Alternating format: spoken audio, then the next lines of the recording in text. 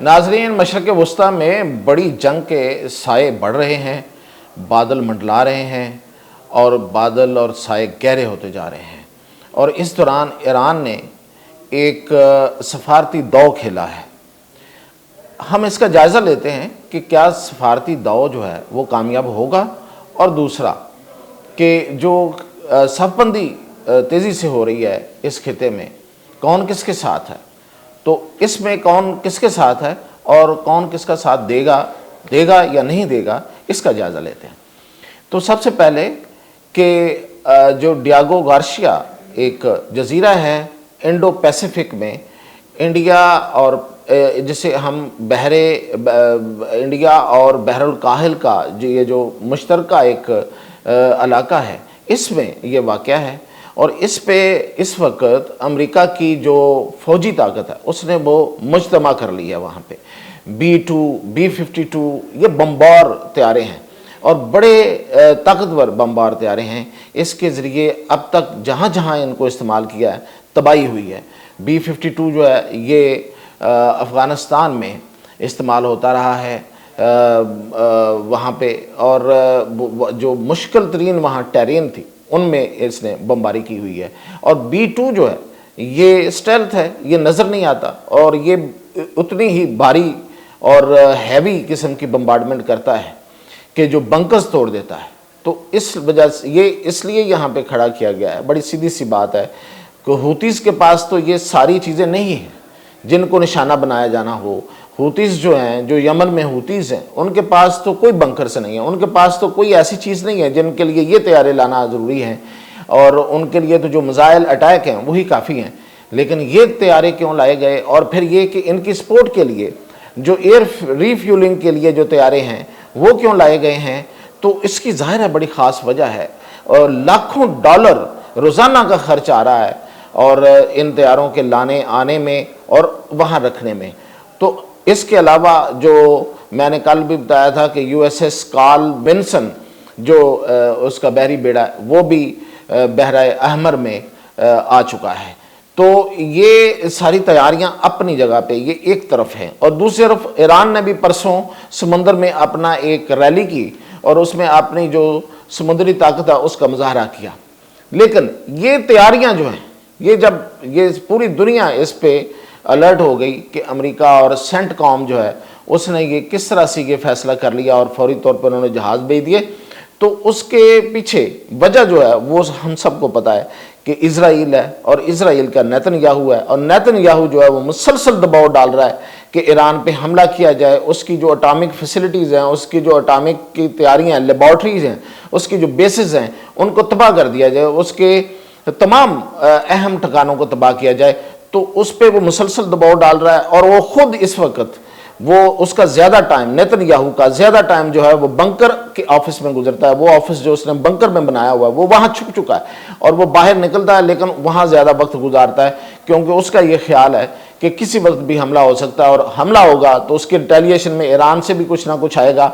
Iran को Netanyahu के एक एक ठिकाने का पता है, और इजराइल को वो ज़रूर उसका भुगतना पड़ेगा उसके जवाब में, तो इसलिए वो बंकर में चला गया। लेकिन अब ईरान ने इसके मुकाबले में जो सफारती दाव खेला वो ये है कि जो ट्रंप ने उसको ख़त लिखा था ईरान को मुज़ाकरात के लिए, वो पहले तो उस पर बिल्कुल खामोशी रही, फिर उसका जवाब आया कि हम ऐसे किसी ख़त का जवाब नहीं देंगे और कोई एंगेजमेंट नहीं है, कोई मुज़ाकरात अमेरिका से नहीं हो सकते। लेकिन अब जबकि ये इतनी बड़ी मिलिट्री बिल्डअप हो गया है और वहाँ पे इस खिते में अमेरिका ने आके अपनी पूरी की पूरी ताकत जो है वो ले आया है, तो उसके बाद ईरान का जो वज़ीर ख़ारजा हैं अब्बास अराग़ची, उन्होंने ये कहा है कि हाँ मुज़ाकरात हो सकते हैं किसी तीसरे फरीक के ज़रिए।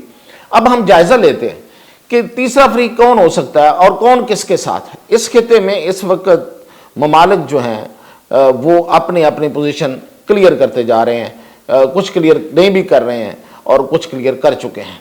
अब ये है कि जो क्लियर भी इवन कर चुके हैं वो किस हद तक किसका साथ देंगे। तो सबसे पहले तो जो अमेरिका के इत्तेहादी है इस खिते में वो तुर्की है, और वो ताजिकिस्तान है, वो इजराइल है जो बड़े इत्तेहादी है, और दूसरी तरफ ईरान के साथ कौन है। ایران کے ساتھ رشیا ہے جو اس خطے میں تو نہیں ہے لیکن وہ ظاہر ہے کہ بڑی طاقت ہے، چین ہے جو اس خطے میں تو نہیں ہے لیکن بڑی طاقت ہے، اور آرمینیا ہے جو اس خطے میں نہیں ہے لیکن بہرحال اس کا اتحادی ہے، اور تیسرے نمبر پہ افغانستان ہے۔ یہ ہیں جو ایران کے ساتھ ہیں۔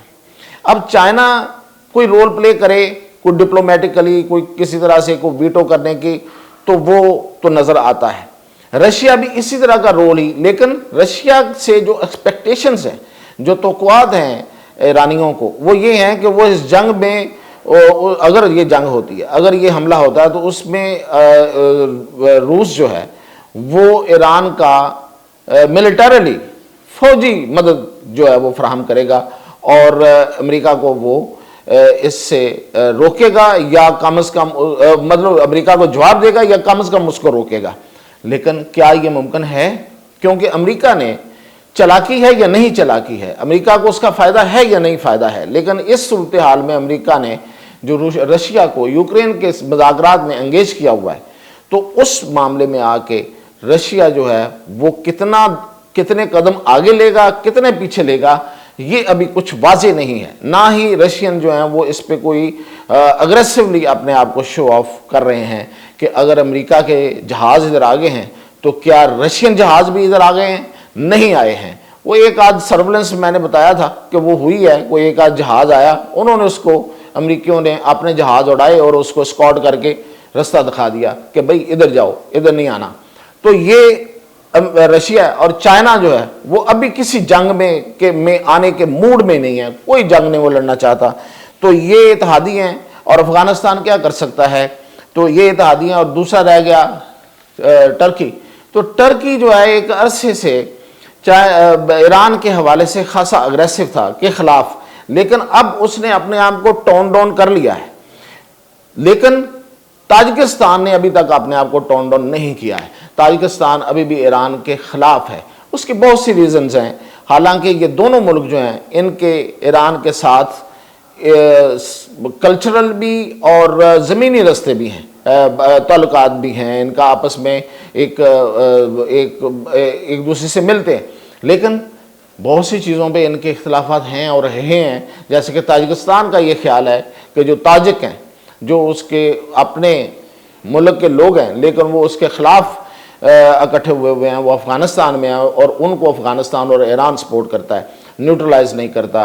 جس طرح ہمیں اعتراض ہے کہ افغانستان جو ہے وہ ٹی ٹی پی کو کنٹرول نہیں کرتا، تو سیم اسی کو بھی ہے۔ اور اسی طرح ترکی کے اختلافات بہت پرانے بھی ہیں، لیکن یہ شام کے معاملے میں اس کے اختلافات جو ہیں وہ حالیہ ہیں، تازہ ہیں، اور اس پہ وہ شدت اختیار کرتے جا رہے ہیں۔ تو اس لحاظ سے امریکہ اس وقت پورا دباؤ ڈالے ہوئے ہے سفارتی سطح پہ کہ ایران خود سے وڈرا کر جائے، دستبردار ہو جائے، لیکن ایسا ہونا ممکن نہیں نظر آ رہا، کیونکہ ایران کی موجودہ رجیم جو ہے وہ اپنے اٹامک پروگرام سے پیچھے نہیں ہٹے گی، اور اگر نہیں ہٹتی تو اس میں حملے کے امکانات جو ہیں وہ بڑھتے جائیں گے۔ اور اس بار جو ہمیں اطلاعات ہم جو دیکھ رہے ہیں اس کے مطابق یہ ہیں کہ صرف ایران کی لیبارٹریز، ایران کی جو اٹامک انرجی سے اٹامک پروگرام سے متعلق ہیں، اس کی فیسلٹیز، اس کے جو وہ اثاثے ہیں وہی نشانہ نہیں ہوں گے، بلکہ جو اس کے انڈر گراؤنڈ بیسز ہیں وہ بھی نشانہ ہوں گی، اور وہ جو کیسپین سی میں اس کے جو جہاز ہیں، جو شپس ہیں جن کے ذریعے اس نے اس دن مظاہرہ بھی کیا اپنی طاقت کا، ان کو پہلے نشانہ بنایا جائے گا۔ اور اس حوالے سے ترکی اور تاجکستان سے امریکہ جو ہے وہ کلوز کنسلٹیشن میں اب آ گیا ہے، تاکہ اگر حملہ ہوتا ہے، حملہ کیا جاتا ہے، تو اس کے بعد کے اثرات، منفی اثرات کو کنٹرول کیا جا سکے۔ تو یہ اب تک کی صورتحال ہے۔ صورتحال جو ہے وہ بہتر نہیں ہو رہی، آگے سے آگے بڑھ رہی ہے۔ تاہم ایران نے کوشش کی ہے ایک سفارتی دو کھیلنے کی، لیکن وہ بھی زیادہ دیر نہیں چلے گا۔ اب وہ تھرڈ کنٹری کون ہو سکتا ہے جو ان کے درمیان میں مذاکرات کرے گا؟